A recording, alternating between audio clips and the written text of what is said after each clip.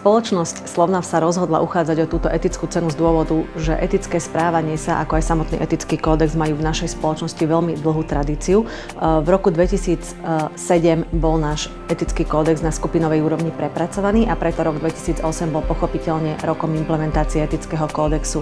Na podporu implementácie kódexu sme jednak organizovali pre našich zamestnancov aj manažérov rôzne tréningy a školenia.